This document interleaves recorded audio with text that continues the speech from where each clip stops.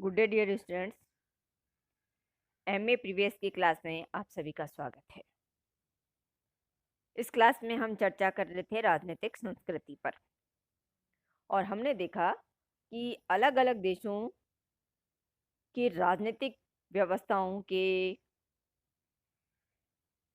अंतर्गत हर एक देश की अपनी राजनीतिक संस्कृति होती है और वह राजनीतिक संस्कृति दूसरी राजनीतिक व्यवस्था से अपनी कुछ विशिष्टता लिए होती है, कुछ अंतर लिए होती है।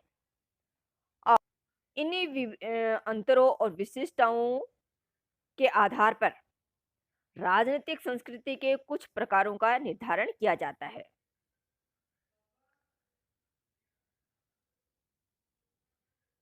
हर राजनीतिक संस्कृति, जैसा कि हमने पहले बात की, दूसरी राजनीतिक संस्कृति से अलग होती है और उसी अंतर के आधार पर इसके प्रकारों, राजनीतिक संस्कृति के प्रकारों का निरूपण किया जाता है। आमंड और वर्बा ने राजनीतिक व्यवस्था में लोगों की राजनीतिक सहभागिता और राजनीतिक अलगाव के आधार पर राजनीतिक संस्कृति के 3 प्रकारों का उल्लेख किया है। ये 3 प्रकार है। पहला, संकीर्ण राजनीतिक संस्कृति, पायोचियर पॉलिटिकल कल्चर। संकीर्ण राजनीतिक संस्कृति परंपरागत समाजों में पाई जाती है। परंपरागत समाजों में शासक के द्वारा ही विभिन्न भूमिकाओं का निरूपण किया जाता है। शासक में ही सभी भूमिकाएं निहित होती है, वही सारी भूमिका अदा करता है। लोगों को राजनीति से पूर्णतः ऐसे समाजों में अलग थलग रहना पसंद कर होता है, यानी ऐसे समाजों में लोग राजनीति में कोई रुचि नहीं लेते, वह राजनीतिक प्रक्रियाओं से पूरी तरह अलग रहते हैं। उनकी राजनीति में कोई मांग भी नहीं होती और ना निर्णयों को प्रभावित करने की क्षमता होती है। ऐसी राजनीतिक संस्कृति अत्यंत परंपरागत और राजनीतिक दृष्टि से पिछड़े हुए समाजों में पाई जाती है। ऐसे देशों में भूमिकाओं का विशेषीकरण नहीं होता। भारत में स्वतंत्रता से पहले ऐसी ही संकीर्ण राजनीतिक संस्कृति थी और अनेक दूसरे देशों में भी संकीर्ण राजनीतिक संस्कृति पाई जाती थी। यद्यपि ऐसी व्यवस्थाओं में कुछ पढ़े लिखे लोग राजनीतिक सत्ता की जानकारी रखते थे, लेकिन राजनीति व्यवस्था में उनकी मनोवृत्तियां राजनीतिक व्यवस्था से तादात्म्य स्थापित करने के लिए प्रतिमानित नहीं हो पाई थी। वे प्राय राजनीति से उदासीन ही रहते थे। राजनीतिक संस्कृति का दूसरा प्रकार है पराधीन राजनीतिक संस्कृति, सब्जेक्ट पॉलिटिकल कल्चर।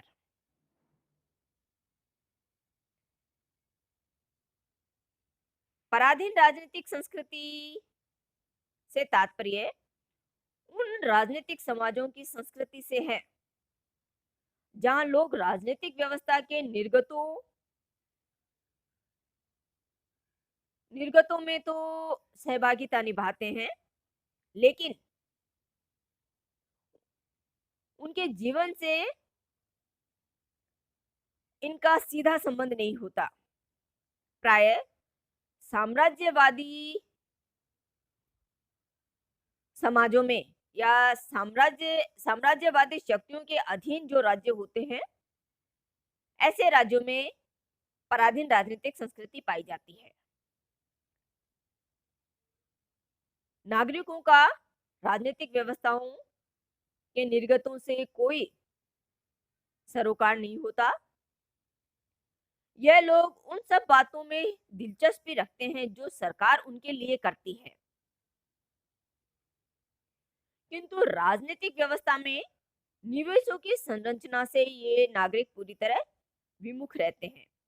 यानी राजनीतिक व्यवस्था से आने वाले निर्गतों में तो उनकी दिलचस्पी रहती है, सरकार से जो उन्हें प्राप्त होता है उनमें उनकी रुचि रहती है, लेकिन सरकार या राजनीतिक व्यवस्था में जो निवेशन होता है उस निवेशन में उनकी भूमिका निष्क्रिय होती है।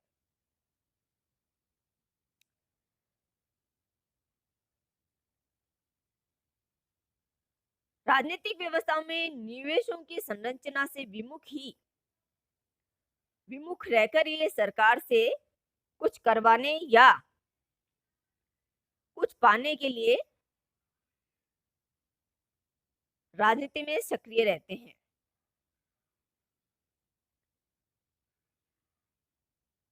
यह ऐसी संस्कृति युक्त राजनीतिक समाज के लोगों में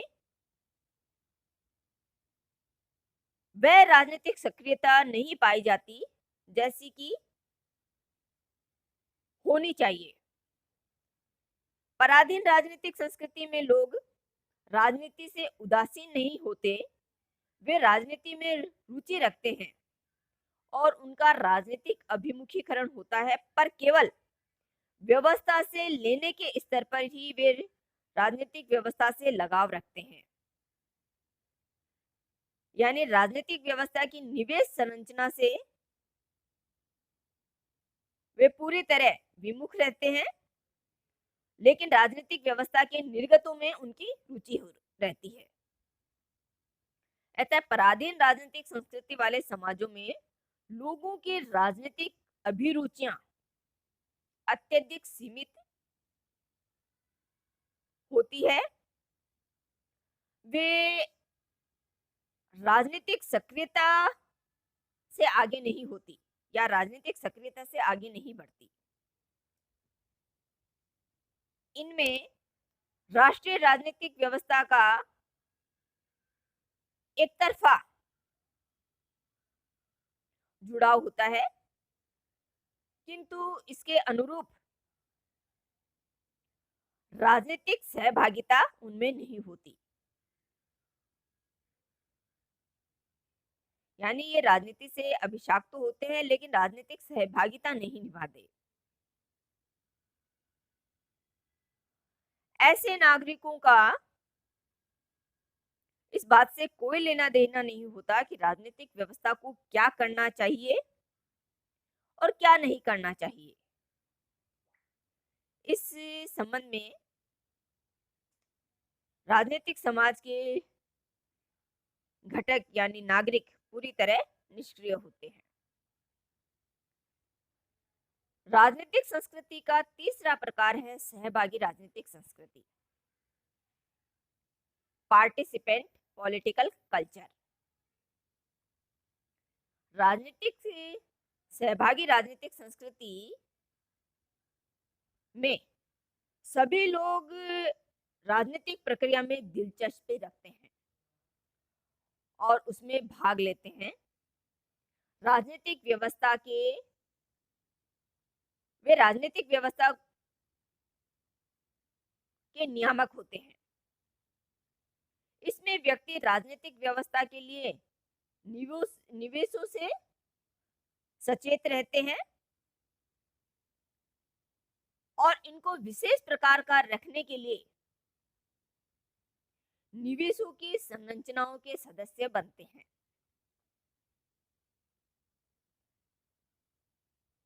राजनीतिक व्यवस्था की सक्रियता के हर चरण पर लोगों की नजर रहती है।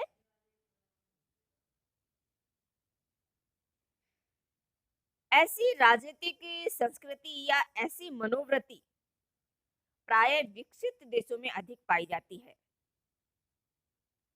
क्योंकि नागरिकों का राजनीति के प्रति ऐसे समाजों में, ऐसे देशों में एक सुनिश्चित दृष्टिकोण बन जाता है और ऐसे देशों में संचार के साधन अत्यंत विकसित होने के कारण व्यक्तियों को राजनीति की सही सही जानकारी प्राप्त होती रहती है और नागरिकों का राजनीतिक व्यवस्था के प्रति दृष्टिकोण बनता रहता है और इस दृष्टिकोण के आधार पर इनमें राजनीतिक सहभागिता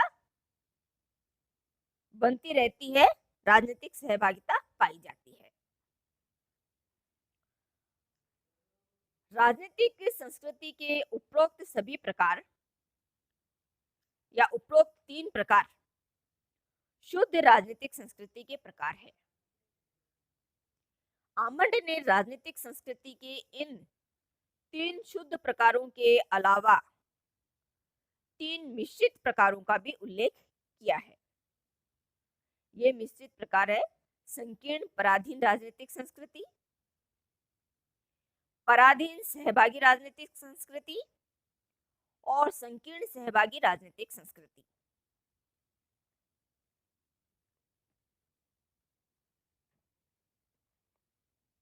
राजनीतिक संस्कृति के इन प्रकारों पर सर्वांग समता के 3 घटकों का या 3 मानकों का प्रभाव होता है।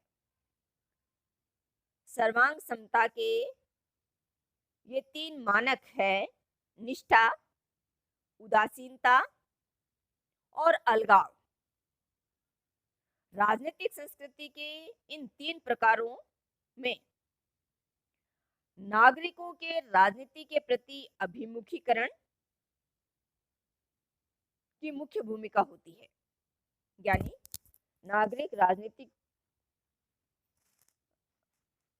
नागरिकों के राजनीति व्यवस्था के प्रति अभिमुखीकरण के आधार पर ही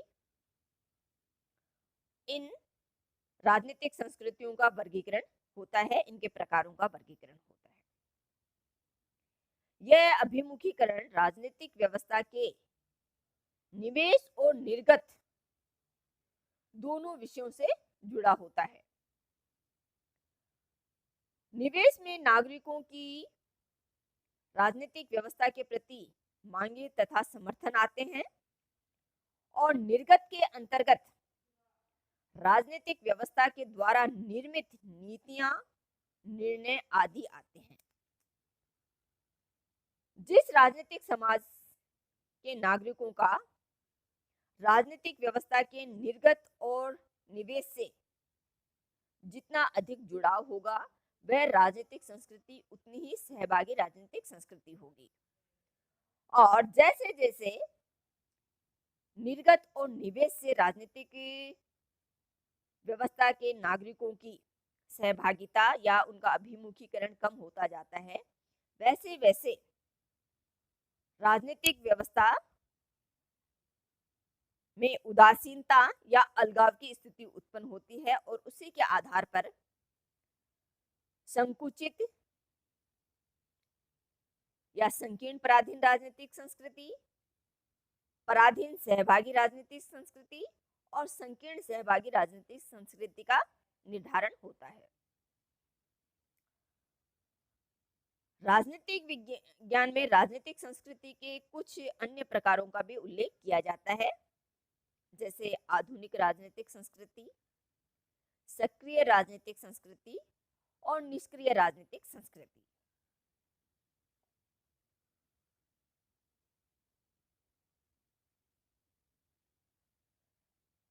इस प्रकार केवल सहभागी राजनीतिक व्यवस्था में नागरिकों का अभिमुखन दोनों यानी निवेश और निर्गतों के प्रति होता है। यह अभिमुखीकरण 4 आधारों पर और भी व्यापक बन जाता है: समस्त व्यवस्था के प्रति, निवेशों के प्रति, निर्गतों के प्रति और स्वयं अपने विषय में। और इनके आधार पर राजनीतिक संस्कृति का निर्धारण होता है, इनके प्रकारों का उल्लेख किया जाता है। तो हम कह सकते हैं कि जिस राजनीतिक व्यवस्था में नागरिकों का राजनीतिक अभिमुखीकरण का स्तर जितना उच्च होता है, वहाँ की राजनीतिक संस्कृति उतनी ही सहभागी राजनीतिक संस्कृति मानी जाती है। और जहाँ नागरिकों का राजनीतिक व्यवस्था के प्रति अभिमुखीकरण कम होता है, वहाँ संकीर्ण या निष्क्रिय राजनीतिक संस्कृति पाई जाती है। ये हुई राजनीतिक संस्कृति के प्रकारों की चर्चा। नेक्स्ट वीडियो में हम दूसरे बिंदु पर विचार करेंगे। तब तक आप वीडियोस के माध्यम से अपनी स्टडी जारी रखें और समस्या होने पर व्हाट्सएप के माध्यम से या कॉलेज में आकर संपर्क कर सकते हैं। धन्यवाद।